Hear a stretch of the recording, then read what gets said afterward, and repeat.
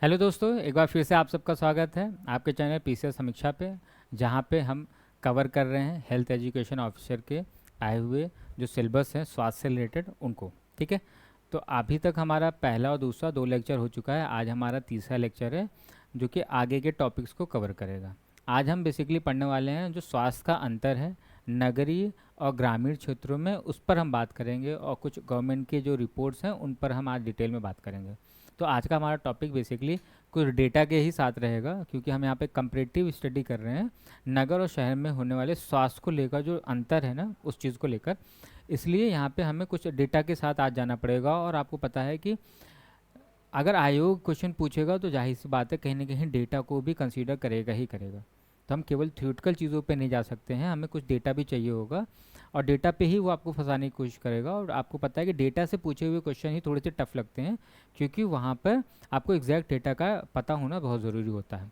तो अभी स्टार्ट करते हैं क्लास को, बट सबसे पहले मोटिवेशन कोट आपके लिए है जो कि बहुत इंपॉर्टेंट है, क्योंकि क्लास को स्टार्ट होने से पहले आपको थोड़ा सा एनर्जेटिक होना पड़ेगा, और मुझे भी ज़रूरत है थोड़ा सा एनर्जी लाने की। तो यहाँ पे आपके लिए जो आज है, push yourself because no one else is going to do it for you. ठीक है, आपको खुद को ही धक्का लगाना है, क्योंकि आपके लिए ऐसा खुद कोई करेगा ऐसा आप मत सोचिए कि आपको कोई धक्का लगाने आएगा। आपको असल में खुद को ही आगे की तरफ लेकर जाना है। आप अपने लाइफ में जैसे भी जो भी कुछ करना चाहते हैं ना, आपको खुद धीरे धीरे अपने आप को पुश करते चलना है। एकदम से पुश नहीं करना है, एकदम पुश करेंगे तो गिरने का भी डर है। आपको धीरे धीरे बस आगे बढ़ते रहना है। ठीक है, चलिए तो स्टार्ट करते हैं आज के लेक्चर को हम लोग। श्री गणेश करते हैं। ये आप जब अपना सिलेबस खोलेंगे ना, तो आपको सिलेबस में ये चीज़ दिखाई देगी बहुत साफ साफ मेंशन होती हुई, कि वहाँ पे लिखा है भारत में स्वास्थ्य ग्रामीण एवं शहरी अंतर को देखने के लिए अंतर, वहाँ पे साफ साफ अंतर लिखा हुआ है। और इसीलिए क्योंकि अंतर लिखा हुआ है तो इसलिए मैंने यहाँ पे एक तुलनात्मक विश्लेषण लेकर आया हुआ हूँ आपके लिए। और टॉपिक एक एक करके ही कवर करेंगे हम लोग। आपको बिल्कुल ऐसा कोई एक टॉपिक नहीं बचेगा जिसको हम लोग ना कंप्लीट कराएं। ठीक है, हर चीज़ हमें पढ़नी है और डिटेल में पढ़नी है। रूरल एवं versus urban health care in India comparative analysis करते हैं। भारत में स्वास्थ्य सेवाओं के बीच का अंतर सरकारी रिपोर्टों में इस पर दिखता है। आज जब हम रिपोर्टों की बात करते हैं ना, तो आज मैं आपको जो रिपोर्ट देने वाला हूँ वो बेसिकली आपका यही रिपोर्ट रहने वाली है। ठीक है, नीति आयोग की जो रिपोर्ट है हम इस आगे नेक्स्ट वाले जो क्लासेस होगी उनमें करेंगे, क्योंकि ये रिपोर्ट ही हमारे लिए एक पूरा का पूरा लेक्चर है। इसलिए मैं ज़्यादा नीति आयोग की रिपोर्ट पे नहीं लेकर आया, और ये रिपोर्ट हमारे लिए ज़्यादा इंपॉर्टेंट है कंपेयर टू नीति आयोग की रिपोर्ट से। ठीक है, हालांकि करेंगे उसको भी, बट आज नहीं। आज हम केवल और केवल इस जो NFHS जो 5 है ना, उसकी ही हम आज बात करेंगे। ठीक है, चलिए। एक सबसे पहली बात है कि एक बात तो आपको भी पता है कि जब हम बात कर रहे हैं स्वास्थ्य की, तो स्वास्थ्य का हमने स्वास्थ्य के मतलब को समझा, अर्थ को समझा, उसके जो अलग अलग दृष्टिकोण थे उनको हमने समझा। आज हम बात करने वाले हैं कि अब वो स्वास्थ्य शहरी और नगर जो ग्रामीण एरिया है ना, उनमें कैसे अंतर है। कैसे ग्रामीण लोग हैं जिनको स्वास्थ्य की सुविधाएं कम मिल पा रही हैं, जैसे शहरी लोग हैं उनको स्वास्थ्य की सुविधाएं ठीक ठाक मिल जाती हैं। ठीक है, अब यहाँ पे हम बात केवल शहरी और नगर के प्रोस्पेक्ट से करेंगे। यहाँ पे हम अमीरी और गरीबी की अभी बात नहीं कर रहे हैं, हम यहाँ पे केवल शहर और ग्रामीण को लेकर ही चलने वाले हैं। पहले बात हम करते हैं बुनियादी ढांचे की और पहुंच की। तो आपको पता है ग्रामीण क्षेत्रों में प्राथमिक स्वास्थ्य केंद्र होते हैं, प्राइमरी हेल्थ सेंटर्स होते हैं, प्राइमरी हेल्थ सेंटर्स होते हैं। और आप एक बात याद रखिएगा, जिस एग्ज़ाम की आप तैयारी कर रहे हैं हेल्थ एजुकेशन ऑफिसर की, इनका जो फील्ड वर्क होता है ना, वो कहीं ना कहीं हॉस्पिटल्स में ही होता है। और आप देखेंगे कि जितने भी प्राइमरी हेल्थ सेंटर्स होते हैं या कम्युनिटी हेल्थ सेंटर्स होते हैं ना, आपको अगर हेल्थ, आपको जब फील्ड की जब ड्यूटी होती है आपकी, तो आपको इन सेंटर्स पे ही विज़िट करना होता है, और वहाँ के जो सुविधाएं हैं और वहाँ के जो पॉलिसीज़ हैं वो सही से चल रही है नहीं चल रही, उन चीज़ों को देखना होता है। ठीक है, तो ये आया आपका प्राइमरी हेल्थ सेंटर, जिसको हम PHC बोलते हैं, और एक होता है community health centre, community health centre. ठीक है, जिसे हम CHC बोलते हैं। ये ग्रामीण क्षेत्रों में पाए जाते हैं बेसिकली, या फिर आप कह लीजिए शहर के जो दूर वाले एरिया होते हैं वहाँ पे हमें ये सेंटर्स देखने को मिलते हैं, लेकिन वे अक्सर दूर होते हैं। यही तो बात है। आप जब गांव एरिया में जाएंगे ना, तो अगर कहीं पे 10 से 15 गांव होंगे ना, उन 10 से 15 गांव के बाद आपको कहीं एक हेल्थ सेंटर देखने को मिलता है। यानी कि वो 10 से 15 गांव की जो लोग हैं ना, वो एक हेल्थ सेंटर पे जाने के लिए कम से कम उनको 4 से 5 किलोमीटर जाना पड़ सकता है, या 3 से 4 किलोमीटर, 4 से 5 किलोमीटर तो एक नॉर्मल डिस्टेंस आपको देखने को मिलती है। अब आप कहेंगे 4 से 5 किलोमीटर बहुत दूर तो नहीं होता, बट होता है। गांव में 4 से 5 किलोमीटर की दूरी भी ठीक ठाक लगने लगती है। ठीक है, दूरी है। और सबसे बड़ी बात है कि इमरजेंसी में तो वो दूरी भी बहुत है। अगर 4 से 5 किलोमीटर आपको आना जाना पड़ रहा हो, वहाँ की सड़कें ख़राब हैं, तो आने में बहुत प्रॉब्लम हो सकती है। ठीक है, शहरी क्षेत्र, आधुनिक चिकित्सा सुविधाएं, मल्टी स्पेशलिस्ट अस्पताल और उन्नत डायग्नोस्टिक सेंटर यहाँ केंद्रित हैं। अब जो शहर होता है ना, वहाँ पे बहुत आधुनिक सुविधाएं होती हैं हेल्थ को लेकर, और जो मल्टी स्पेशलिस्ट हॉस्पिटल्स होते हैं, बहुत बड़े बड़े हॉस्पिटल्स देखने को मिलते हैं, और बहुत ही क्वालिटी डायग्नोस्टिक सेंटर्स होते हैं। डायग्नोस्टिक सेंटर का मतलब होता है जहाँ पे आप एक तरह से इसको आप बहुत सामान्य शब्दों में समझ सकते हैं, पैथोलॉजी, जहाँ पे आप अपने डिजीज़ को टेस्ट कराते हैं कि आपको किस तरह की डिजीज़ है, किस तरह की बीमारियां हैं।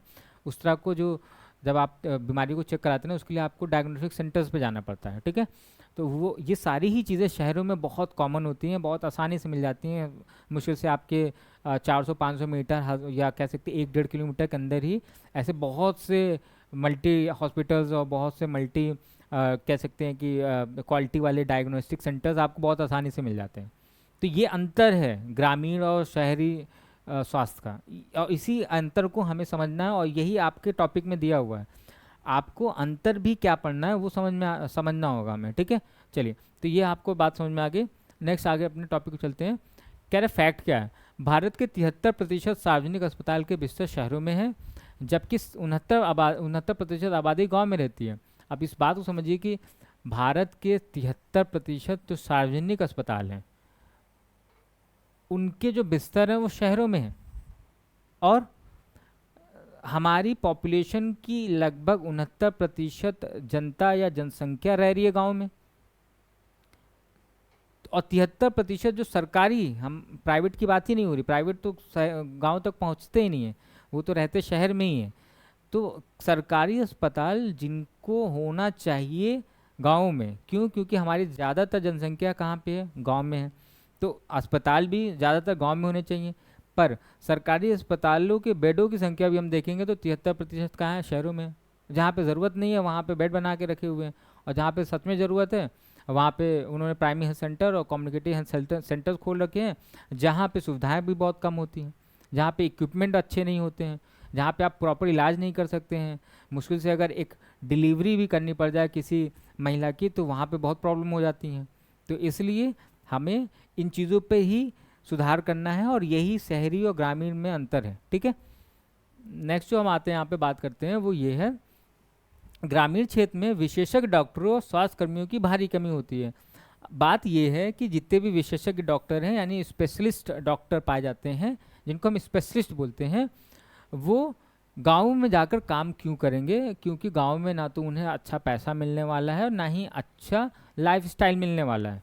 अब उन्होंने इतनी मेहनत की है, इतना पढ़ा है लिखा है, और शुरू से ही बड़े शहरों में रहे हैं वो, तो उनकी लाइफस्टाइल उन बड़े शहरों जैसी हो चुकी है। तो वो एक ग्रामीण क्षेत्र में आकर रह पाना, अपने आप को एडजस्ट कर पाना उनके लिए बहुत मुश्किल हो जाता है। तो वो तो एक पहली बात इस चीज़ के लिए भी नहीं आएंगे। दूसरी चीज़ ये है कि वो पैसे के लालच में आ सकते थे, लेकिन क्या ग्रामीण क्षेत्रों में उनको उतने पैसे मिल सकते हैं इलाज के? नहीं मिल सकते हैं, क्योंकि ग्रामीण लोगों की उतनी इनकम ही नहीं होती है कि वो उनको इतने पैसे दे पाएंगे। इसलिए जो विशेषज्ञ डॉक्टर होते हैं और अच्छे स्वास्थ्य कर्मी होते हैं, उनकी बहुत भारी कमी होती है ग्रामीण क्षेत्रों में।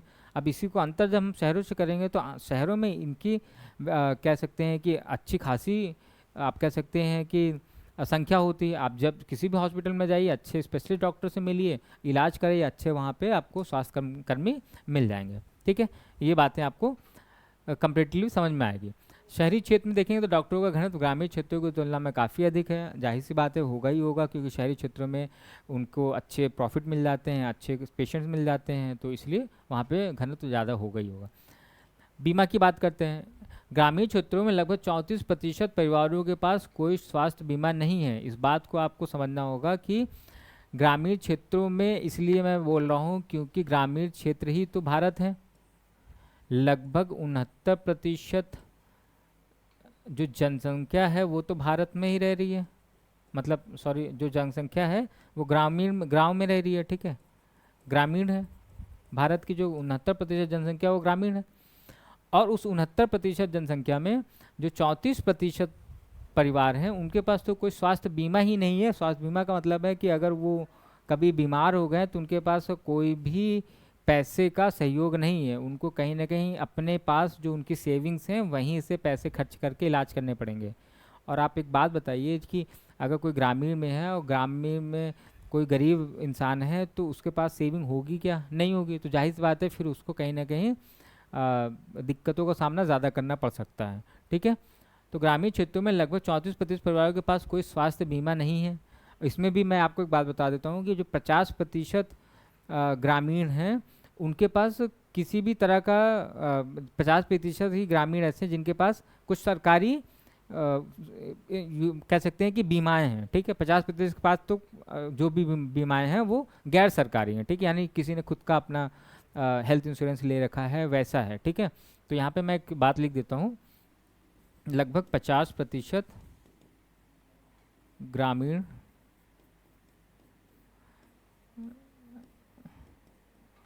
जनसंख्या के पास सरकारी बीमा नहीं है, नहीं है, या आप ये कह सकते हैं कि 50 के पास है, ठीक है। सरकारी का मतलब वो ऐसा नहीं है कि कोई सरकारी नौकरी में है तो उनको कुछ सुविधाएं मिलने ये ज़रूरी नहीं है। जैसे आज के टाइम में जब हम आयुष्मान भारत की बात कर रहे हैं तो आपने देखा होगा वो भी एक सरकारी योजना ही है, ठीक है। तो वैसी कुछ बीमाएं वहाँ पे बीमाएं वो एक तरह का बीमा ही है कि हम जब इलाज करने पे हम कोई बीमारी होने पे हम उस पेशेंट को इलाज दे रहे हैं, कुछ पैसों का मदद दे रहे हैं, ठीक है। तो ऐसा आप ये भी एक डेटा याद रख सकते हैं। बट आपको जो बेसिकली याद रखना है वो ग्रामीण क्षेत्रों में लगभग 34% परिवारों के पास कोई भी स्वास्थ्य योजनाएं या बीमा नहीं है, ठीक है। स्वास्थ्य सेवाएं और प्रसव की अगर हम बात करते हैं यहाँ पे, तो संस्थागत प्रसव जो है वो एक NFSHS के रिपोर्ट के अनुसार ग्रामीण क्षेत्रों में यह 87% और शहरी क्षेत्रों में 94% है। अब आप कहेंगे संस्थागत प्रसव का मतलब क्या होता है? संस्थागत प्रसव का मतलब होता है कि बाकायदा किसी हॉस्पिटल में बच्चों को जन्म देना, दैट इज़ वो हम बोलते हैं संस्थागत प्रसव, ठीक है। अब ग्रामीण क्षेत्र में अगर हम देखेंगे तो कितना है? 87% है, और अगर शहरी क्षेत्र में देखेंगे तो 94%, यानी कि गांव के लगभग 87% महिलाएं ही हैं जो कि जिनकी डिलीवरी किसी प्रॉपर प्राइमरी हेल्थ सेंटर में या कम्युनिटी हेल्थ सेंटर में या फिर किसी गवर्नमेंट हॉस्पिटल में या फिर किसी प्राइवेट हॉस्पिटल में हो रही है। बाकी 13% महिलाओं के या तो घर पे हो रही है या फिर उनकी कहीं पे इन अदर किसी जगहों पे हो रही है, ठीक है। आपने बहुत से न्यूज़ देखे होंगे कि महिला जो है हॉस्पिटल जाने से पहले ही उसका प्रसव हो गया, उसकी डिलीवरी हो गई। तो वो सारी कंडीशन तभी आती हैं जब हॉस्पिटल बहुत दूर है या फिर आप किसी ऐसे लोकल एरिया में रह रहे हैं जहाँ से हॉस्पिटल का डिस्टेंस और ये सुविधाएं बहुत दूर हैं या बहुत कह सकते हैं मुश्किल तक पहुँच पाते हैं वहाँ पर, ठीक है।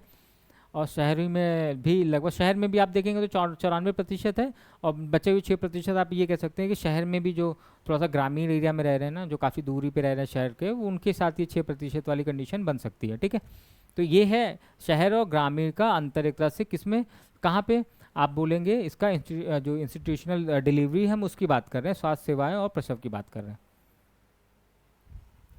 रोग का बोझ अगर हम बात करें, डिजीज बर्डन की अगर बात करें तो ग्रामीणों में देखेंगे ना, तो ग्रामीणों में ग्रामीण जो है वो संक्रामक रोग से ज़्यादा प्रभावित होते हैं। ये जब हम स्वास्थ्य, जब हम हेल्थ को समझ रहे थे, उसके अर्थ को समझ रहे थे, उसके सिद्धांतों को पढ़ रहे थे, तब भी हमने ये बात समझी थी कि ग्रामीण लोग ज़्यादातर जो इफ़ेक्ट होते हैं वो माइक्रोबियल इन्फेक्शन से होते हैं, क्योंकि आपको पता है कि जो माइक्रोबियल इन्फेक्शन होते हैं वो बैक्टीरिया, वायरस या अलग अलग पैथोजन से होते हैं। और ग्रामीण इलाकों में आपने देखा होगा कि हाइजीन का मेंटेन करना वो बहुत कम करते हैं, क्योंकि वो मिट्टी से जुड़े हुए लोग होते हैं और वो मिट्टी में ही रहना चाहते हैं। और मिट्टी में ही आपको पता है कि वो लाखों करोड़ों बैक्टीरिया, वायरस सब मिट्टी में ही पाए जाते हैं, ठीक है। उनको आपने देखा होगा कि वो हाइजीन उतना मेंटेन नहीं रखते हैं, वो इसलिए नहीं कि उनको उनकी वो कह सकते हैं कि वो लाइफस्टाइल ही वैसी है, वो खेतों में रहते हैं, हमेशा खेतों में ही काम करते हैं, तो वो कितना ही हाइजीन मेंटेन करेंगे, वो कर पाना उनके लिए थोड़ा सा मुश्किल भी होता है, इसलिए वो चलता है उनके लिए कि वो हाइजीन मेंटेन करता है। इसलिए उनके यहाँ बीमारी भी सबसे ज़्यादा जो वो उनके ऊपर जो कह सकते हैं ना कि बोझ होता है वो संक्रामक रोगों का होता है। मलेरिया को हटा देते हैं, टीबी की बात कर लेते हैं, मलेरिया हो गया, या फिर आपने देखा होगा जो चिकन पॉक्स होता है आज के टाइम में, या फिर आप कह लेते हैं प्लेग है। प्लेग तो अब उतना नहीं होता है फिलहाल। डायरिया हो गया, ऐसे जो कॉलरा हो गया, हैजा हो गया जिसे हम बोलते हैं, ऐसी जो बीमारियां होती हैं वो गांव एरिया में सबसे ज़्यादा आपको देखने को मिलती हैं, ठीक है। बट शहरों में अलग है, शहरों में ये बीमारियां नहीं देखने को मिलेंगी, क्योंकि शहर में लोग हाइजीन मेंटेन करते हैं, शहर में लोग साफ़ सुथरे से रहते हैं, शहर में लोग कहीं ना कहीं माइक्रोब से या अपने आप को सैनिटाइज करते रहते हैं, ठीक है। इसलिए यहाँ पे ऐसी बीमारियां नहीं होंगी। फिर यहाँ पे कैसी बीमारियां होंगी, तो यहाँ पे वो लाइफ स्टाइल वाली डिजीज़ से प्रॉब्लम, जो नॉन कम्युनिकेबल डिजीज़ होती है ना, उनसे वो प्रभावित ज़्यादा होंगे। जैसे मोटापा उनको देखने को मिलेगा, क्यों? क्योंकि लाइफ स्टाइल जो होती है शहरों में क्या होती है, जंक फूड ज़्यादा मिलता है, जंक फूड ज़्यादा लोग सेवन करते खाते हैं, ठीक है। इसके अलावा कह सकते हो कि थोड़ा सा एक कह सकते हैं ना, हम लोग मशीनों के बीच से घिरे हुए हैं, हर काम मशीन कर रही है। तो हमारा जो लाइफस्टाइल, हम बहुत ज़्यादा कम मेहनत कर रहे हैं, लेबोरियस थोड़े से कम हो चुके हैं, तो हमारी लाइफस्टाइल वहाँ से डिस्टर्ब होगी, जिससे हमारे हार्ट डिजीज़ बढ़ेगी, जिससे हमारा आप कह सकते हैं कि जो फिजिकल हेल्थ होगा वो इफ़ेक्ट होगा, मेंटल हेल्थ भी इफ़ेक्ट होगा। अगर फिजिकल हो रहा है तो मेंटल भी होगा। तो कुल मिला के हम यहाँ पे कम्युनिकेबल डिजीज़ से तो बच जाएंगे शहरों में, बट लेकिन जो लाइफ स्टाइल रिलेटेड बीमारियाँ होंगी ना, वो यहाँ पे ज़्यादा देखने को मिलेंगी। तो देखिए यहाँ पे लिखा हुआ है ना, जीवन शैली से जुड़ी बीमारियाँ यहाँ पे आपको, जैसे डायबिटीज़ हो गई, उसके बाद उच्च रक्तचाप यानी जिसको हाइपरटेंशन हम बोलते हैं, ये सारी बीमारियाँ, या आप कह सकते हैं जो हाइपोटेंशन होती है, ठीक है, जिसको लो बीपी भी हम बोलते हैं, हाई बीपी, लो बीपी, ऐसी चीज़ों से हम ज़्यादा परेशान होंगे। शहरों की हम बात कर रहे हैं। तो ग्रामीण क्षेत्रों में अगर हम देखेंगे और शहर क्षेत्रों में जो अंतर देखेंगे बीमारी का, वो ये होगा, ठीक है। जो ये हम लोगों का काम है कि हम केवल शहर और ग्रामीण में अंतर देखें हर एक पॉइंट पे, ठीक है। हम वही कर रहे हैं फिलहाल। चलिए आगे बढ़ते हैं। स्वास्थ्य व हेल्थ एक्सपेंडिचर की जब हम बात कर रहे हैं, तो यहाँ पे ठीक है, खर्चे की जब हम बात करते हैं, तो खर्चे में भी आपको देखना पड़ेगा कि जो जेब से खर्च की बात होती है, एक्सपेंडिचर की बात होती है ग्रामीण भारत में अस्पताल में, तो ग्रामीण भारत में अस्पताल में भर्ती होने का औसत खर्चा तेज़ी से बढ़ा है, ठीक है।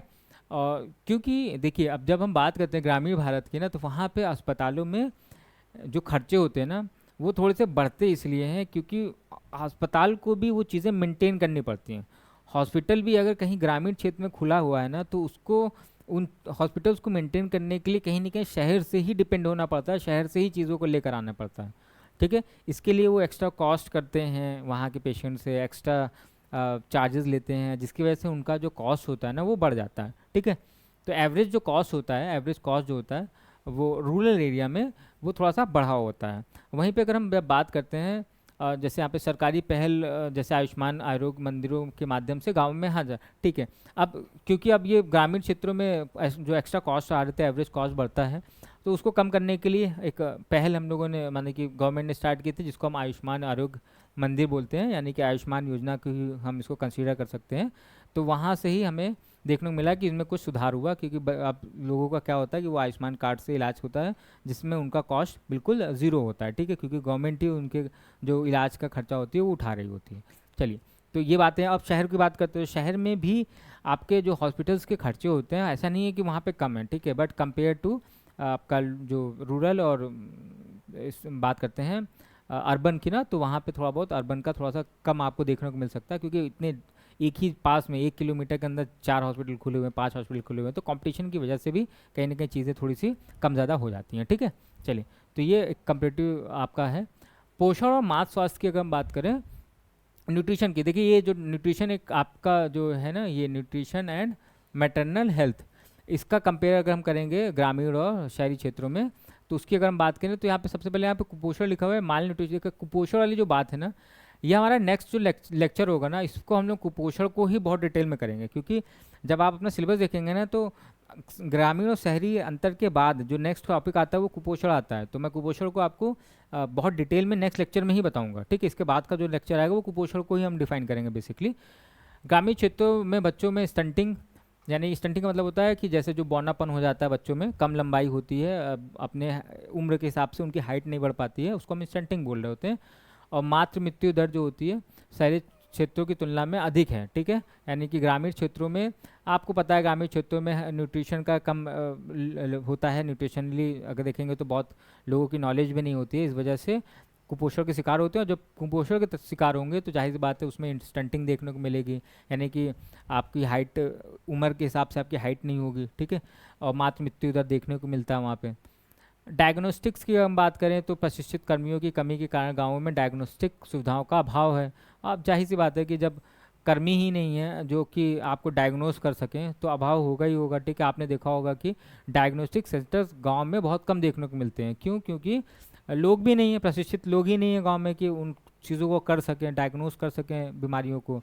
उसके लिए फिर आपको थोड़ा सा गांव से दूर जो शहर होगा वहाँ पे आपको जाना पड़ता है, थोड़ी दूरी तय करनी पड़ती है, और यही सबसे बड़ी समस्या और यही सबसे बड़ा अंतर है शहर और ग्रामीण स्वास्थ्य में, ठीक है। नेशनल फैमिली हेल्थ सर्वे, ये जो हम बात कर रहे हैं, असल में मैंने बोला कि इस पूरे ग्रामीण और शहरी अंतर को समझने के लिए हमें एक सर्वे को कंसीडर करना पड़ेगा जिसका नाम है national family health survey, NFHS। और इसकी जो सबसे लेटेस्ट जो रिपोर्ट आई है वो आई है NFHS 5th करके, ये 5th रिपोर्ट है। 6th वाली रिपोर्ट की जो आप कह सकते हो कि प्रक्रिया है वो चालू हुई है, और उसको हम लोगों ने लगभग कंप्लीट भी कर ली है, बस वो रिपोर्ट पब्लिश करना बाकी है। अभी तक वो रिपोर्ट पब्लिश नहीं हुई है। NFHS की जो 6th रिपोर्ट है ये अभी पब्लिश हुई नहीं है, लेकिन जब पब्लिश होगी तो हमारा जो भी आंसर होगा वो सारी की सारी चीज़ें वो उस रिपोर्ट पे भी घूम फिर कर आएंगी, वहाँ पे बहुत से चेंजेस आपको देखने पड़ेंगे। बट अभी हमारे पास जो रिपोर्ट है वो national family health survey 5th की है, और यही रिपोर्ट हम अभी आगे चलकर इसको समझने वाले हैं, ठीक है। परिचय की अगर बात करें, यह भारत में परिवारों का एक बड़े पैमाने पर होने वाला बहुचरणीय सर्वेक्षण है। तो ये एक सर्वे होता है, ठीक है, जहाँ पे हम फैमिली, इंडिया की जो फैमिलीज़ हैं उनके हेल्थ के बिहेवियर को समझते हैं। इसकी जो नोडल एजेंसी है वो कौन है? तो यहाँ पे स्वास्थ्य और परिवार कल्याण मंत्रालय है जो कि इसको कर रहा होता है, इस पूरे रिपोर्ट को जारी करता है, या इसके लिए तैयारियाँ करता है, या इसको पूरे रिपोर्ट को देख रहा होता है। और यहाँ पे इसका सहयोग करने के लिए IIPS है, international institute for population science है, जो कि मुंबई में जिसका हेडक्वार्टर है, को इसके समन्वय और मार्गदर्शन के लिए नियुक्त किया गया है, ठीक है। अब यहाँ पे आपको इसका फुल फॉर्म याद रखना है IIPS का, और याद रखना है कि ये असल में कर क्या रहा है। ये इंस्टीट्यूट जो है बेसिकली ये जो रिपोर्ट तैयार हो रही है इस रिपोर्ट को बनाने में, उसके ऑब्जर्वेशन में मदद करता है किसकी? स्वास्थ्य और परिवार कल्याण मंत्रालय की, ठीक है। लक्ष्य क्या है? तो लक्ष्य आपको बस सिंपल सा है कि जो स्वास्थ्य है, परिवार कल्याण को देखते हुए भारत में उनके डेटा को तैयार करना है, ताकि हम वहाँ पे शहर और ग्रामीण अंतर को भी समझ सकें, साथ साथ में ग्रामीण में स्वास्थ्य को समझ सकें और शहर में स्वास्थ्य को समझ सकें, ठीक है। ये दोनों ही बातें यहाँ पे इस रिपोर्ट में देखने को मिल जाती हैं। फंडिंग की बात करते हैं तो यहाँ पे फंडिंग को लेकर कोई बहुत ज़्यादा परेशान होने की हमें ज़रूरत नहीं है। यहाँ पे जैसे एक USAID करके है, या इसको हम बोलते हैं United state agency for international development. ये असल में हमें, ये जब रिपोर्ट हम बना रहे होते हैं तो ये अपने डेटा और अपने कुछ जो भी जैसे भी ये सहयोग कर सकती है वो ये सहयोग यहाँ पे कर रहे होते हैं, ठीक है। इसके अलावा बिल एंड मेलिंडा जो गेट्स फाउंडेशन है, आपको पता है बिल एंड गेट्स का, ठीक है, ये भी इस पूरे रिपोर्ट्स को तैयार करने में मदद करता है। देखिए रिपोर्ट्स को तैयार करने में मदद ये कुछ डेटा के साथ कर सकते हैं, कुछ फंडिंग के साथ। फंडिंग का मतलब होता है कुछ पैसे जो कि डेटा को खर्च को कलेक्ट करने में भी बहुत से खर्चे आते हैं, उसमें ये सारे के सारे सहयोग कर रहे होते हैं, ठीक है। इसमें यूनिसेफ भी है, ठीक है, यूनाइटेड नेशंस चिल्ड्रंस फंड जो करके हमारे पास जो है कम है, ठीक है, और ये UNFPA जो और भारत सरकार द्वारा ये सारे के सारे फंडिंग के मदद से हम ये पूरी रिपोर्ट तैयार करते हैं। और ये आपको एक ओवरव्यू देखना है यहाँ पे NFHS के बारे में। अब इसको थोड़ा सा डिटेल में देखते हैं कि ये NFHS का जो पहला रिपोर्ट आया ना वो 92-93 में आया था, ये इसका पहला चरण था और पहली बार ये रिपोर्ट जारी की गई थी। तो वहाँ पे कुछ डेटा दिया गया होगा, वो डेटा हमारे लिए इंपॉर्टेंट नहीं है कब आया, मैंने इसलिए यहाँ पे एक अभी तक के जो 5th आए हैं उनका एक कैटेगरी में लिख दिया है, ताकि आपको एटलीस्ट ईयर तो याद होगी कब आया था और उसमें महत्वपूर्ण बातें क्या थी। दूसरा जो आया वो 1908 और 99 में आया, जिसमें पूरे के पूरे 26 राज्यों को कवर किया गया था और उनके पूरे डेटा को कलेक्ट किया गया था। फिर जो थर्ड आया हमारे पास वो 2005-06 में आया, जिसमें नए उभरते स्वास्थ्य मुद्दों को शामिल किया गया, ठीक है। जैसे उस समय के जो नए मुद्दे थे स्वास्थ्य को लेकर उनको फोकस किया गया इस पूरे रिपोर्ट में, और उन पे ही डेटा तैयार किया गया, और ताकि हम उन बीमारियों या स्वास्थ्य से जुड़े हुए जो मुद्दे हैं उनको अब सरकार उनके लिए पॉलिसीज़ बना सके, उन पे काम कर सके। ठीक है। NFHSS का जो 4th रिपोर्ट आया वो आया पहली बार। इसमें 640 जिलों को भारत में, क्योंकि तब तक 2011 में हमारी जनगणना कंप्लीट हो चुकी थी और जिसकी रिपोर्ट लगभग 2013 वगैरह तक कम्प्लीटली आ चुकी थी, तो 2000 जब 14-15 में हमारी जो ये रिपोर्ट आई NFHS की, उसमें उन्होंने जितने भी उस टाइम पे जिले थे 640 जिलों, उसका रिपोर्ट तैयार किया। ये हमारे लिए इंपॉर्टेंट था क्योंकि अब हमने पूरे भारत को कवर कर लिया था। ठीक है, पूरे भारत को भी, हर एक जिले को कवर कर लिया था, जिसकी वजह से हमारे पास एक हेल्थ का अच्छा खासा डेटा हमारे पास कलेक्ट हुआ और हमारे लिए आगे आने वाले पॉलिसीज़ को बनाना आसान हो गया। तो 2014-15 के बाद की जो पॉलिसीज़ आई हेल्थ को लेकर वो काफ़ी बेटर इम्प्लीमेंट हो पाई क्योंकि हमारे पास डेटा अच्छे थे और रिपोर्ट्स अच्छी थी। ठीक है। और लास्ट जो हमारे पास आया 2019-21 का, और जो 6 का आया है वो 22-23 में इसके हम लोगों ने काम को कंप्लीट कर लिया है। ऑलमोस्ट 23 तक में हमने उसकी रिपोर्ट, उसके पूरे सर्वे को कंप्लीट कर लिया है। बस उनको एक रिपोर्ट तैयार करके वो पब्लिश करनी है। ठीक है, वो आ जाएगी, कभी भी हो सकता है इस साल के एंड तक में, या आ सकती है कभी भी।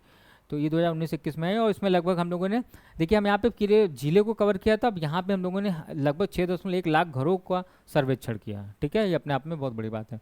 इसमें इंटरनेट उपयोग, मासिक धर्म स्वच्छता और गैर संचारी रोगों और जैसे नए क्षेत्र शामिल किए गए थे। ठीक है, पहले हम इन बातों पे ध्यान नहीं देते थे कि इंटरनेट की उपयोगिता क्या है और जो मेंस्ट्रुअल साइकिल है यानी मासिक जो धर्म है उसकी स्वच्छता कैसे रख रही हैं महिलाएं गाँवों में और शहरों में, उन मुद्दों को हम इग्नोर करते थे। लेकिन जो हमारा जो 5th रिपोर्ट आया उनमें हमने इन बातों को भी कंसीडर किया। ठीक है, और जो नॉन कम्युनिकेबल डिजीज़ हैं NCDs जिसको हम लोग बोलते हैं, इन पे भी हमने काम करने की कोशिश की, इन पे भी एक रिपोर्ट बनाने की तैयारी की। तो ये बातें आपको याद रखनी है, इनके ईयर याद रखने हैं और इनके कुछ जो मुख्य बातें हैं उनको याद रखना है। और मुझे नहीं लगता है कि इनके डिटेल में जाने की बहुत ज़्यादा ज़रूरत है हमें, बट 5th वाले को हम थोड़ा डिटेल में देखेंगे, इसीलिए हम उसको डिटेल में देख भी रहे हैं। ठीक है, अब जो आगे के जो भी कह सकते हैं डेटा आएंगे वो बेसिकली इसी रिपोर्ट पे आएंगे आपके लिए। अब इसी रिपोर्ट को देखते हुए देखिए NFHS की जो 5th रिपोर्ट है उसके मुख्य जो निष्कर्ष है वो ये हैं।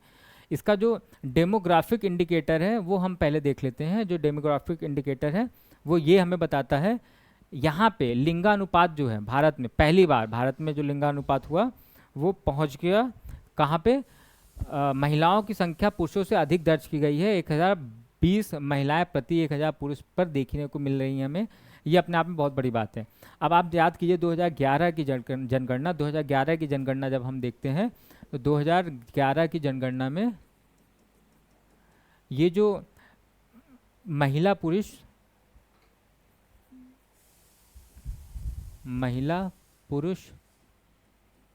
का जो रेशियो है ना वो कितना है, अगर हम देखें हैं तो ये 973 और 100 है, यही है अगर 2011 की हम महिला और पुरुष के जनगणना के हिसाब से चलते हैं तो। लेकिन पहली बार, क्योंकि ये रिपोर्ट जो आई है अगर आप ध्यान से देखेंगे तो ये रिपोर्ट आई है 2019 और 21 के बीच में हम इस सर्वे कर रहे होते हैं, तो यहाँ पे हमें पता चल गया कि अभी लगभग 2021 का मतलब आप समझ रहे हैं कि हमारी नेक्स्ट जनगणना जो है वो 2021 में ही होने वाली थी, लेकिन वो तो कोविड की वजह से डिले हो गई। तो इसलिए यहाँ पे जो हमारे जो पहली बार हमें देखने को मिला है, यहाँ पे जो महिला और पुरुष का जो अनुपात है वो लगभग 1020 है, यानी महिलाएं जो है पुरुषों से आगे निकल चुकी हैं लिंगानुपात के मामले में। ठीक है, सेक्स रेशियो एट बर्थ की अगर हम बात करते हैं, बर्थ के समय में जो सेक्स रेशियो है यानी कि लिंगानुपात है, जन्म के समय लिंगानुपात अभी भी प्राकृतिक स्तर यानी जो हमने माना हुआ है वो 952 है, उससे कम है। और ख़ासतौर पे जो उत्तर प्रदेश है, हरियाणा है और पंजाब है, यहाँ पे ये स्तर काफ़ी कम देखने को मिला है हमें। उत्तर प्रदेश हो गया, हरियाणा हो गया और पंजाब हो गया। हरियाणा में तो वैसे भी ओवरऑल भी महिलाओं का अनुपात काफ़ी कम रहा है, तो यहाँ पे लेकिन बर्थ के समय हम बात कर रहे हैं, बर्थ के समय ये बात ध्यान रखिएगा, ये सेक्स रेशियो अलग है और ये बर्थ के समय की बात हो रही है। ठीक है, और टोटल फर्टिलिटी रेट की हम जब बात करते हैं, कुल प्रजनन दर की बात करते हैं, औसतन जो है वो कितना 2.1 हो गई है, जो रिप्लेसमेंट रेट 2.1 से नीचे है। ठीक है, इसका मतलब है कि भारत की जनसंख्या अब स्थिर हो रही है। अब एक बात आपको याद रखना है कि जब हम बात करते हैं टोटल फर्टिलिटी रेट का मतलब है यानी कि जो कुल प्रजनन दर है वो हमारी 2.0 हो चुकी है, जबकि पहले हमारी कितनी थी 2.1 है, यानी कि एक वो दर जिसमें हम मानते हैं कि जनसंख्या स्थिर हो जाती है, उससे हम अब फिलहाल कम हो चुके हैं। इसलिए हम मानते हैं कि आने वाले समय में हमारी जनसंख्या बहुत धीमे धीमे आगे बढ़ेगी या फिर थोड़ी देर के लिए स्टेबल हो जाएगी। ठीक है, तो ये है हमारा डेमोग्राफिक इंडिकेटर। किसके अनुसार? ये हम बात कर रहे हैं NFHS के 5th जो रिपोर्ट आई है उसके अनुसार। चलिए आगे चलते हैं। हेल्थ एंड न्यूट्रिशन यानी स्वास्थ्य और पोषण के हिसाब से अगर हम चलते हैं तो बच्चों का जो पोषण होता है, बच्चों में ठिगनापन का मतलब क्या होगा कि वही उम्र के साथ जो लंबाई की हम बात करते हैं, उम्र के साथ लंबाई। और ये असल में ऐसा नहीं है, हो सकता है कि कोई उम्र के साथ किसी की लंबाई ना बढ़े, वो बात नहीं होती है। बात यहाँ पे होती है कि ये स्टंटिंग असल में कुपोषण की वजह से होनी चाहिए। ठीक है, जेनेटिकली अगर आपकी हाइट कम है तो वो आप स्टंटिंग नहीं है, फिर आप वहाँ पे आपको कोई स्टंटिंग नहीं बोला जाए, ठिगनापन के शिकार नहीं है आप। आपको हम स्टंटिंग तब बोलते हैं जब आप कुपोषण की वजह से, यानी कि आपको पोषण नहीं मिलता है और आपकी उम्र के हिसाब से आपकी लंबाई कम हो जाती है, उसको हम स्टंटिंग बोलते हैं। बच्चों में ये जो देखने को मिली है वो 38% से घटकर 36% हो गई है। हम बात कर रहे हैं पूरे भारत में। ठीक है, तो यहाँ पे हम देखेंगे कि हम इम्प्रूव कर रहे हैं। पहले हम 38% बच्चों में कुपोषण की वजह से स्टंटिंग हुआ करता था और अब 36% हो रहा है। 2% की इम्प्रूवमेंट आपको देखने को मिलती है। वेस्टिंग का मतलब होता है दुबलापन, यानी कि आप बहुत ज़्यादा कुपोषण की वजह से दुबलापन है आपके अंदर, वो 21% से घटकर 19% हो गई है। तो यहाँ पे भी आप देख पा रहे हैं कि 2% की कमी आपको देखने को मिलेगी। ठीक है, और कम वजन भी हम देखेंगे तो 36% से घटकर 32% हो गई है। तो यहाँ पे भी लगभग 4% का आपको कमी देखने को मिलेगी। अधिक वजन वाले जो हैं उनमें आप देख पाएंगे कि कुछ बढ़ोतरी हुई है। बढ़ोतरी इसीलिए हुई क्योंकि हमने अभी बहुत दिन से हम 2 लेक्चर हम पढ़ चुके हैं और हमने वहाँ पे बहुत ही एक बात जो रखी है हमेशा, वो ये रखी है लाइफ स्टाइल की। क्योंकि भारत में भी लाइफ स्टाइल बदली है, चेंज हुई है, लाइफ स्टाइल चेंज हुई है, जिसकी वजह से मोटापा यानी कि अधिक वजन देखने को मिलता है। ठीक है, तो ये कुपोषण नहीं, ये असल में अत्यधिक आप कह सकते हैं कि फूड जो आप जंक फूड खा रहे हैं उसकी वजह से, और आप जो आपकी जो डाइट है उसकी वजह से है, या फिर आप जब मेहनत नहीं करते हैं, आप जब एक्सरसाइज नहीं करते हैं, उसकी वजह से चीज़ें देखने को मिलती हैं। तो ये फ़िलहाल बढ़ा है और ये हमारे लिए एक समस्या है। यहाँ पे लिखा हुआ है कि एक बढ़ती समस्या है, पर ठीक है, ये चीज़ें हम आगे चल के इससे कहीं ना कहीं निदान पा जाएंगे या इस चीज़ को हम कहीं ना कहीं समराइज़ कर ले जाएंगे। ठीक है, नेक्स्ट जो हमारे पास आता है इस रिपोर्ट में वो आता है एनीमिया का। एनीमिया का मतलब ये होता है रक्त की कमी। और रक्त की कमी है अगर, तो वो कैसे, या एक गंभीर चिंता है। बच्चों में 67% बच्चे सोचिए एनीमिया से हैं, महिलाओं में 57% महिला एनीमिक हैं, और पुरुषों में लगभग 25% पुरुष एनीमिक हैं के मामले बढ़े हैं। केरल को छोड़कर लगभग सभी राज्य गंभीर श्रेणी में आए हैं। ये अपने आप में एक चिंता का विषय है। ठीक है, यानी कि रक्त की कमी बच्चों में भी है, महिलाओं में भी है और पुरुषों में भी है। पुरुषों में लगभग 25% है, महिलाओं में लगभग 57% है, और जब हम बच्चों की बात करते हैं तो लगभग 66% बच्चे एनीमिक कंडीशन में चल रहे हैं, जो कि हमारे लिए एक चिंता का विषय है। ठीक है, रक्त की कमी असल में हमें एक तरह से कमज़ोर बनाती है और जिसकी वजह से बहुत सी बीमारियां होने की संभावना है। अपने आप में रक्त की कमी भी एक बीमारी ही है।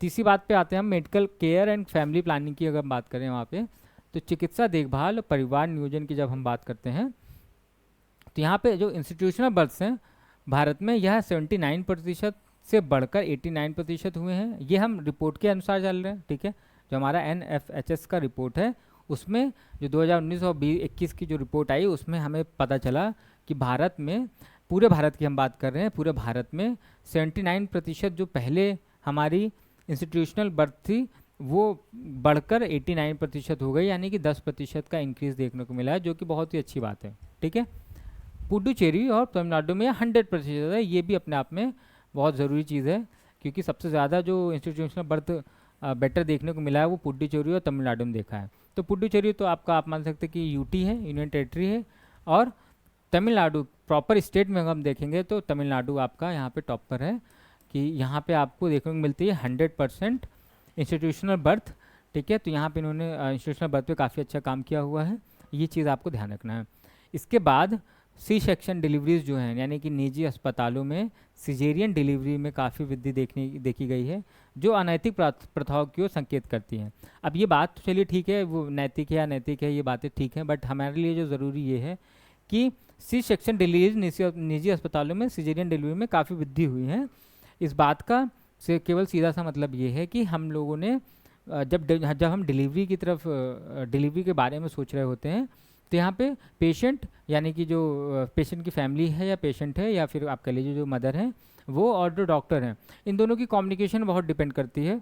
अगर डॉक्टर ने बोला है कि आपके लिए सिजेरियन इम्पॉर्टेंट है, सिजेरियन आपके लिए ज़रूरी है, तो पेशेंट को उसके साथ जाना है। लेकिन अगर आपको लग रहा है कि डॉक्टर केवल अपने प्रॉफिट के लिए या अपने टाइम को बचाने के लिए केवल सिजेरियन की बात कह रहा है, तो आपको ऐसा नहीं करना है। आपको प्रॉबेबली आप अपना डॉक्टर को चेंज कर सकते हैं और उस डॉक्टर के पास जाइए जो आपको एक नॉर्मल डिलीवरी की तरफ लेकर जा रहा है, क्योंकि नॉर्मल डिलीवरी एक ही है जो नेचर ने बनाया है। आपको ये बात को समझना होगा कि नॉर्मल डिलीवरी नेचर ने बनाया है और जो सी सेक्शन जो डिलीवरीज होती हैं ये हमने बनाया हुआ है। तो जब हम कोई चीज़ बनाते हैं तो वो आर्टिफिशियल हो जाती है, और जब आर्टिफिशियली हम कोई चीज़ जाते हैं तो वहाँ पे बहुत सी समस्याएं आती हैं। जितने भी सी सेक्शन डिलीवरीज अब हो रही हैं, ये कहीं ना कहीं आने वाले महिलाओं के लिए और या फिर जो महिलाओं के होते हैं उनको कहीं ना कहीं बहुत समस्याएं देते हैं। तो इसीलिए आपको कोशिश ये करनी है कि आप नॉर्मल डिलीवरी की ही तरफ जाएं। डॉक्टर पे भरोसा करना है, डॉक्टर से डरना नहीं है, ठीक है। डॉक्टर पे आप भरोसा कीजिए लेकिन डरना नहीं है आपको। अगर क्योंकि नेचर ने डिलीवरी नॉर्मल ही बनाई हुई है, अगर नेचर ने डिलीवरी नॉर्मल बनाई हुई है इसका मतलब है कि आप नॉर्मल डिलीवरी ही करने की कोशिश करें, ठीक है। अब डॉक्टर कुछ रिपोर्ट देख के क्या बोल रहा है आपको उसके बारे में बहुत ज़्यादा नहीं सोचना है। चलिए, इम्यूनाइजेशन जो है, इम्यूनाइजेशन का मतलब होता है टीकाकरण। आपने देखा होगा कि बहुत से जो हॉस्पिटल्स होते हैं वहाँ पे आप टीकाकरण कराते हैं, या फिर जो छोटे बच्चे होते हैं उनमें ये टीकाकरण काफ़ी देखने को मिलता है। तो यहाँ पे हम देखते हैं कि 12 से 23 महीने के जो बच्चे होते हैं पूर्ण टीकाकरण में 62% से बढ़कर 76% हो गई है। ये अपने आप में अच्छी बात है कि हम बच्चों के बारे में सोच रहे हैं। बच्चे जो कि पहले 62% इम्यूनाइज हुआ करते थे, वो भी कितने से 12 से 23 महीने के, अब वो लगभग 76% बच्चों तक पहुँच रहा है। इसका एक कारण ये भी है कि जो गवर्नमेंट सेक्टर्स है ना, गवर्नमेंट जो हॉस्पिटल है एक्चुअली, तो वहाँ पे इम्यूनाइजेशन प्रोग्राम्स को काफ़ी एक्टिव किया गया है। वहाँ पे आप जाएंगे तो बहुत जितने वो बहुत महंगी महंगी वैक्सीन्स भी आपको सस्ते में लगा दी जाती हैं और काफ़ी इजीली लगा दी जाती है। वहाँ पे आपको बहुत लंबी लंबी लाइन नहीं लगानी पड़ती है। इसकी वजह से जो ग्रोथ है आपको जो दिख रही है बच्चों की इम्यूनाइजेशन में, वो आपको साफ साफ दिखाई दे रही है यहाँ पे, ठीक है। तो ये अच्छी बात है कि यहाँ पे बच्चे काफ़ी इम्यून हो रहे हैं, आने वाली जो उनकी जो बीमारियों में काफ़ी सेफ्टी फील कर रहे होंगे। उड़ीसा इसमें शीर्ष 90% पर है, ये बात आपको याद रखनी है, ठीक है। और जो कॉन्ट्रासेप्टिव प्रिवलेंस रेट है वो गर्भनिरोधक उपयोग जो 54% से बढ़कर 67% हो गई है, ये बात भी आपको याद रखना है। ये जो कॉन्ट्रासेप्टिव प्रीवैलेंस रेट है, इसका मतलब होता है कि जो गर्भ निरोधक उपयोग जो किए जाते हैं समाज में मतलब जो परिवारों में, जैसे गर्भ ना धारण करने के लिए हम बहुत से फैक्टर्स को, या कह सकते हैं कि बहुत से कारक होते हैं। जैसे आपने देखा होगा कि हम सर्जरी के थ्रू भी, वैसेक्टोमी, ट्यूबेक्टोमी के थ्रू भी हम गर्भ को रोकने की कोशिश करते हैं। इसके अलावा आपने देखा होगा फिजिकली, अगर हमने देखा होगा तो जैसे कॉन्डोम्स हो गए, चाहे वो फीमेल हो चाहे मेल कॉन्डोम्स होते हैं, उनका उपयोग करते हैं। ये चीज़ें अवेयरनेस से होती हैं और ये चीज़ें धीरे धीरे अवेयर हुई हैं सोसाइटी में, जिसकी वजह से जो गर्भ धारण करने का जो रेट है, जो पहले जो उपयोग है उसका जो वो 54% हुआ था करता था, अब 67% हो गया। लेकिन अब मतलब कहने का मतलब है कि अब लोग ज़्यादा गर्भ निरोधक उपयोगों को अपना रहे हैं, जिससे इसकी वजह से ही हमारी जनसंख्या का भी कंट्रोल हो रहा है। कहीं ना कहीं हम इस चीज़ को कनेक्ट कर सकते हैं। चौथा हमारे पास है जो नया केंद्रित क्षेत्र है या न्यू फोकस एरिया, वो ये है इंटरनेट यूजर्स की हम बात करते हैं। पहली बार महिलाओं और पुरुषों द्वारा इंटरनेट के उपयोग का डेटा मांगा गया, इस पूरे रिपोर्ट की हम बात कर रहे हैं। ये NFHS की जो रिपोर्ट है, इसमें हमने पहली बार ये भी मांगी कि जो महिलाएं हैं वो कितना इंटरनेट और पुरुष कितना इंटरनेट का उपयोग कर रहे हैं, ताकि हम उनके स्वास्थ्य को लेकर, नेट से संबंधित जो ऐसे इंटरनेट को लेकर जो उनके स्वास्थ्य की समस्याएं हैं उनको समझ सकें, और उसका भी एक डेटा हमारे पास होना चाहिए, ठीक है, कि कौन कितना यूज़ कर रहा है नेट को लेकर और उसके हेल्थ पर कितना इफेक्ट पड़ रहा है। बाकी उसके अलावा मेंस्ट्रुअल हाइजीन की हमने बात की यहाँ पे, मासिक धर्म स्वच्छता को लेकर, जैसे ग्रामीण क्षेत्रों में आज भी हम जाते हैं तो जो सैनिटरी पैड्स होते हैं उनका उपयोग आज भी महिलाएं या जो लड़कियां हैं वो बहुत कम करती हैं, इसलिए उनके साथ ये जो हाइजीन मेंटेन करने वाली बात होती है वो थोड़ा सा कम लागू हो पाती है। अब वो जिस तरीके से भी उन चीज़ों को रखती हों वो अलग चीज़ है, बट फिर भी हमने देखा है कि कहीं ना कहीं ये जो मासिक धर्म स्वच्छता है इस पर विशेष ध्यान दिया गया इस रिपोर्ट में, और हालांकि अब धीरे धीरे अवेयरनेस बढ़ रही है, तो ग्रामीण क्षेत्रों में भी सैनिटरी पैड्स का यूज़ किया जा रहा है। और गवर्नमेंट ने भी अभी बहुत से ऐसे अलग अलग स्टेट में भी बहुत से ऐसी योजनाएं चलाई गई हैं जहाँ पे फ्री सैनिटरी पैड्स जो है लड़कियों को या महिलाओं को दिए जाते हैं, जिसकी वजह से उनके लिए ये एक जागरूकता का भी काम करता है और साथ साथ में हाइजीन मेंटेन करने का भी काम करता है। ठीक है। इसके अलावा जो नॉन कम्युनिकेबल डिजीज़ हैं, इस बार इनमें 15 वर्ष से अधिक आयु के लोगों में उच्च रक्तचाप, हाइपरटेंशन और मधुमेह की जांच के दायरे को बढ़ाया गया है। ठीक है। इस पूरे रिपोर्ट में, जब हम इस रिपोर्ट को तैयार कर रहे थे, तो इसमें ये पाया गया कि जितने भी 15 वर्ष से अधिक के आयु के लोग हैं उनमें हाइपरटेंशन और डायबिटिक की जांच के दायरे को बढ़ा दिया गया है। ठीक है। अभी तक हम जो जैसे हम जांच कर रहे थे 25 वर्ष से ज़्यादा के लोगों का, अब हम लगभग 15 वर्ष से अधिक आयु वर्ग के लोगों को सभी को हम इस जांच में लेकर आते हैं, उनके डायबिटीज़ और उनमें होने वाले हाइपरटेंशन को चेक कर रहे होते हैं। ठीक है। तो ये हमारी जो रिपोर्ट है ना पूरी की पूरी, ये है NFH5 की रिपोर्ट है। ये रिपोर्ट तो असल में है बहुत डिटेल में, बट जो आपके एग्ज़ाम के पॉइंट ऑफ व्यू से मुझे इंपॉर्टेंट लगा, मैंने वो डेटा यहाँ पे रखा हुआ था। ठीक है। ये NFH5 का जो डेटा है, सस्टेनेबल डेवलपमेंट गोल्स 2030 की प्रगति को ट्रैक करने और नई सरकारी योजनाओं को बनाने में अत्यधिक सहायक है। अब जितनी भी योजनाएं आएंगी स्वास्थ्य को देखते हुए, वो कहीं ना कहीं इसी रिपोर्ट पर आएंगी, पहली बात। दूसरी चीज़ है कि या तो इस पर आएंगी या तो जो आने वाली हमारी 6 वाली रिपोर्ट है उस पर आएंगी। ठीक है। तो हम वेट करेंगे कि अगर वो 6 से आएंगी तो हमें ऑलरेडी पता चलेगा, वो रिपोर्ट भी हम पढ़ेंगे और उससे रिलेटेड जो पॉलिसीज़ आएंगी वो भी हमें देखने को मिलेंगी। और अभी तो फिलहाल जितनी भी योजनाएं बन रही हैं स्वास्थ्य से रिलेटेड, वो कहीं ना कहीं इसी रिपोर्ट पे आ रही हैं, क्योंकि अभी जो आयुष्मान योजना आई वो भी 2018 में ऑलरेडी आई हुई थी, और ये रिपोर्ट जो आई है वो 2019 और 21 के बीच की रिपोर्ट है। ठीक है।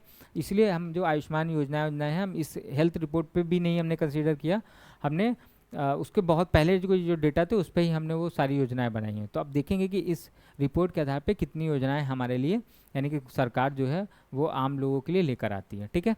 तो मुझे लगता है कि शायद ये आपका आखिरी स्लाइड रहा होगा। हाँ ठीक है।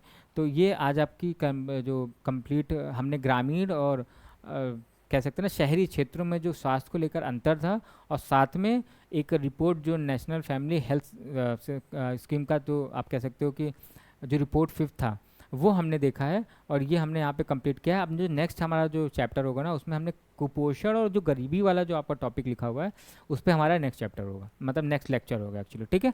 चलिए, तो आज को बहुत बहुत धन्यवाद आपका क्लास से जुड़ने के लिए। आप लोग ऐसे ही क्लास को करते रहिए और टाइम टाइम पे चीज़ों को रिवाइज करते रहिए। हम लोग आगे चल के इस पर PYQs, और PYQs तो खैर मिलना मुश्किल है, बट बेसिकली हम कोशिश करेंगे कि आपके लिए कुछ MCQs और क्यूजेज लेकर आ सकें, जिसके लिए आपकी प्रैक्टिस और आपका रिवीजन बहुत बेहतर हो चुका है। बहुत बहुत धन्यवाद। फिर से मिलते हैं आपको नेक्स्ट लेक्चर में।